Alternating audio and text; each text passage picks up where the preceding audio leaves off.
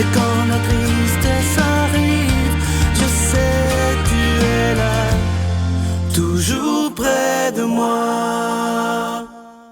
Bon mercredi, j'espère que vous allez bien. Comme on le fait tous les mercredis matins, je m'en vais rejoindre M. Eddie Savoie.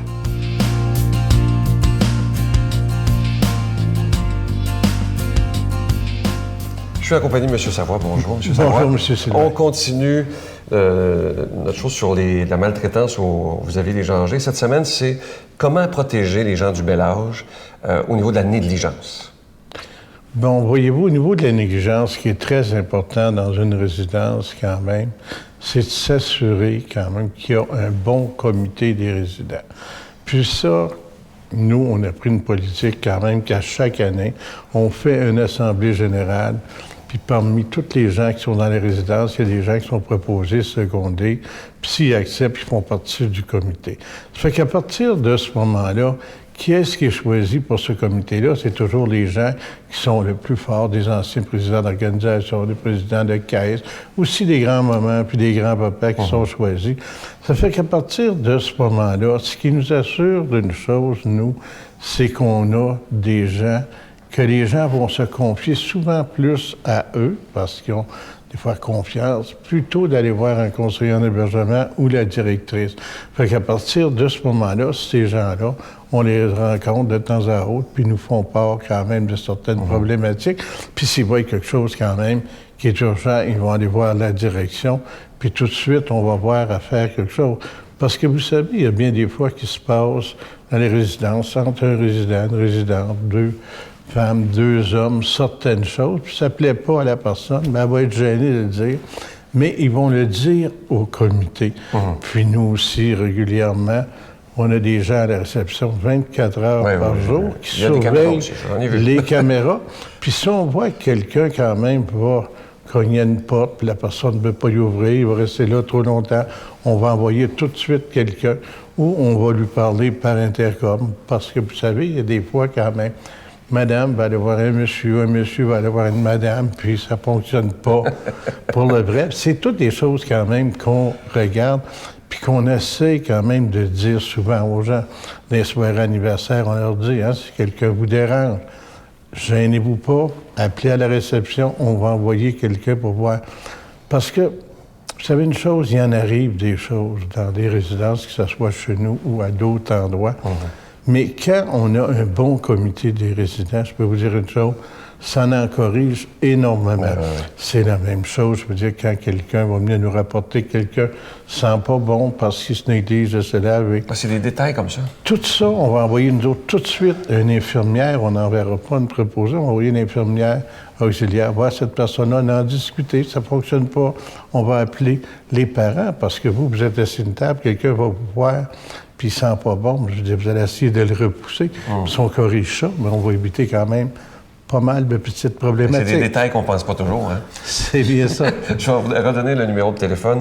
C'est la Ligue Aide Abus des aînés. C'est le 1-888-489-2287. 1-888-489-2287. Merci, M. Savoie. Ça me fait plaisir. Notre Père qui es aux cieux, que ton nom soit sanctifié, que ton règne vienne, que ta volonté soit faite sur la terre comme au ciel. Donne-nous aujourd'hui notre pain de ce jour. Pardonne-nous nos offenses comme nous pardonnons à ceux qui nous ont offensés. Ne nous laisse pas entrer en tentation, mais délivre-nous du mal, car c'est à toi qu'appartient le règne, la puissance et la gloire pour les siècles des siècles. Amen.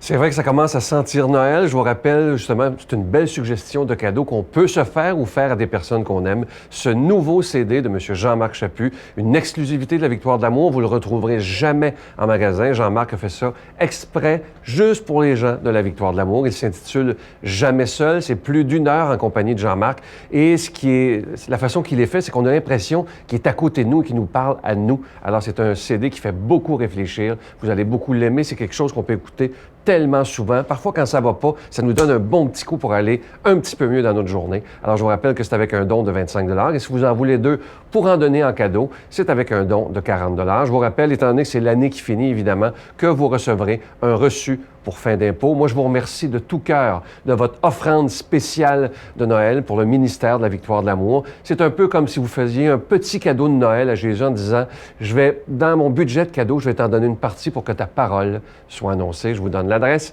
la Victoire de l'Amour, casier postal 120, succursale Boucherville à Boucherville, le J4B 56, je vous la redonne, la Victoire de l'Amour, casier postal 120, succursale Boucherville à Boucherville, le J4B 56. Également par carte de crédit, par téléphone, dans le 514-523-4433, 523-4433 ou sans frais, le 1-888-811-9291, 1-888-811-9291 et aussi sur notre site Internet, le www.lavictoiredelamour.org.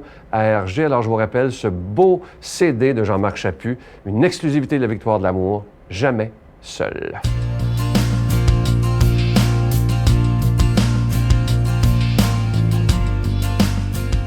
Mon Dieu, donnez-moi la sérénité d'accepter les choses que je ne peux changer, le courage de changer les choses que je peux et la sagesse d'en connaître la différence. Amen. Aujourd'hui, pour nous annoncer la parole de Dieu qui nous prépare à Noël, on va rejoindre Luc Faneuf.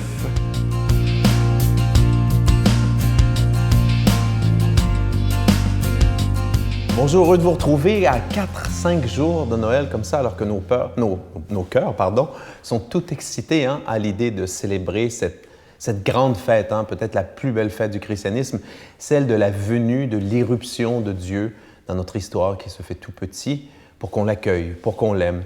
Donc, dans l'Évangile d'aujourd'hui, on va recevoir une méditation sur le mystère de l'origine, de la conception, et choisis mes mots, miraculeuse de Jésus, Sauveur des hommes. Donc, demandons à l'Esprit Saint, à quelques jours de Noël, de venir habiter notre corps, notre esprit, notre cœur, en fait, tout notre être, afin que nous recevions cette parole de Dieu et qu'elle porte du fruit dans notre vie. Voici quelle fut l'origine de Jésus, le Christ. Marie, la mère de Jésus, avait été accordée en mariage à Joseph. Or, avant qu'ils aient habité ensemble, elle fut enceinte par l'action de l'Esprit Saint. Joseph, son époux, qui était un homme juste, ne voulait pas la dénoncer publiquement. Il décida donc de la répudier en secret. Il avait formé ce projet lorsque l'ange du Seigneur lui apparut en songe et lui dit « Joseph, fils de David, ne crains pas de prendre chez toi Marie, ton épouse. L'enfant qui est engendré en elle vient de l'Esprit Saint.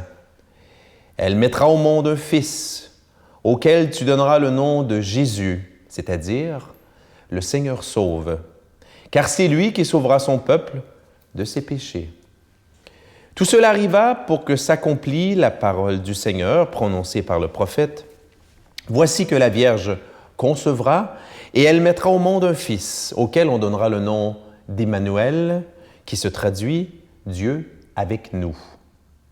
Quand Joseph se réveilla, il fit ce que l'ange du Seigneur lui avait prescrit. Il prit chez lui son épouse. Acclamons cette parole de Dieu. Louange à toi, Seigneur Jésus. Quel récit magnifique qu'on ne se lasse pas d'entendre depuis toutes ces années. Alors, un récit vraiment dans lequel il y a deux choses qui sont, je dirais, assez contrastées. D'un côté, un drame humain vraiment grave, très émouvant, qui met en scène évidemment deux jeunes époux, un homme qui se croit, disons-le, qui se croit cocu, qui croit que sa femme l'a trompé. Il n'y a pas d'autre façon de voir les choses. Mais aussi, et c'est comme ça que se dénoue l'histoire, un miracle extraordinaire et évidemment aussi une histoire à la fin, une histoire d'obéissance. Donc, prenons les choses une à la fois. D'abord, un mariage comme les autres. Oui, le mariage de Joseph et de Marie, il faut le voir vraiment comme un mariage, je dirais, typique, un mariage banal de deux Juifs de Nazareth, du moins selon ce que l'Évangile nous dit, très pieux. Donc vraiment, pour employer le terme, cachère. Donc vraiment selon les règles saintes, selon les règles de la Torah.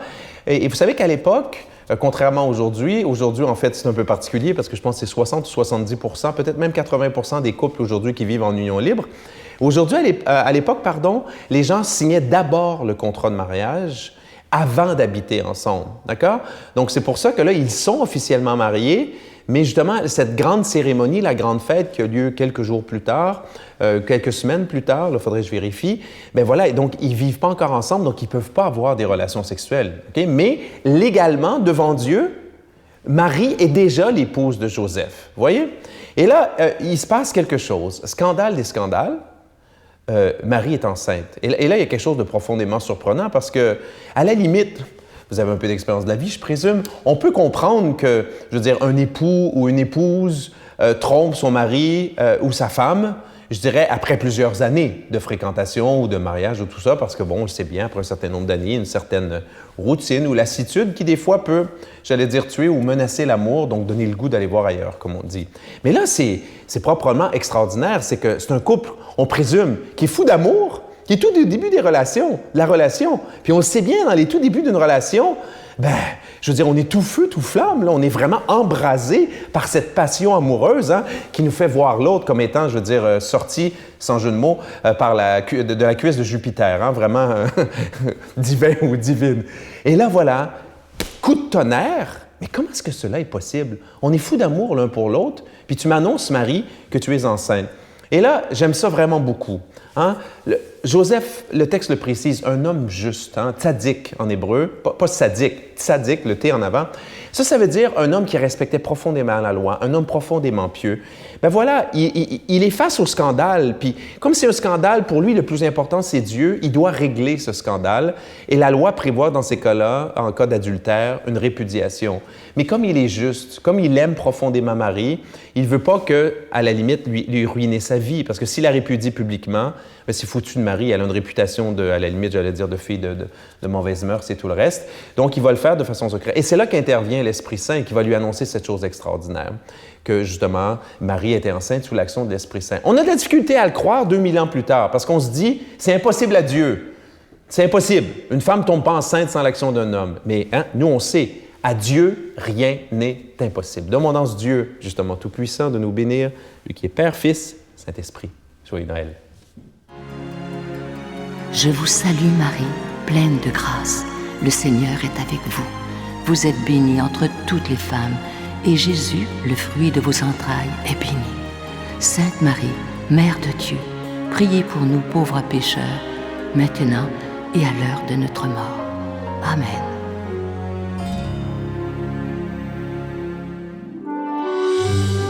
La Victoire de l'amour vous invite à vivre un pèlerinage en Italie à la rencontre de Saint François d'Assise et du pape François, en compagnie de l'abbé Robert Lemire et de Sylvain Charon. Nous visiterons Assise, Florence, Cassia, Orvieto et Rome. Nous assisterons aussi à une audience générale en compagnie du pape François au Vatican, du 25 mai au 5 juin 2014. Informations et réservations, voyage intermission au 514-288-6077. Sans frais, 1-800-465-3255. J'ai le privilège d'aller à Rome et à Assise, vivre une expérience incroyable avec Saint François et le pape François aussi. Donc venez avec nous, vous allez voir, vous allez découvrir des choses extraordinaires. Venez!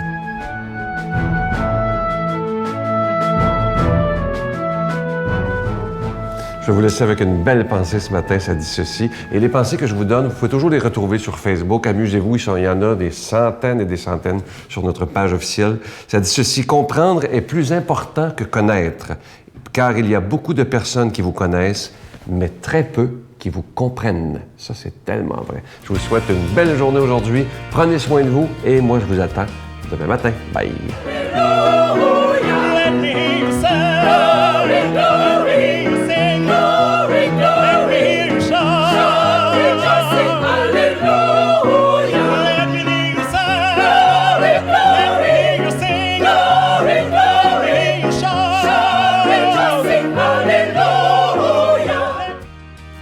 La Victoire de l'amour remercie de tout cœur les Résidences Soleil de leur accueil si chaleureux.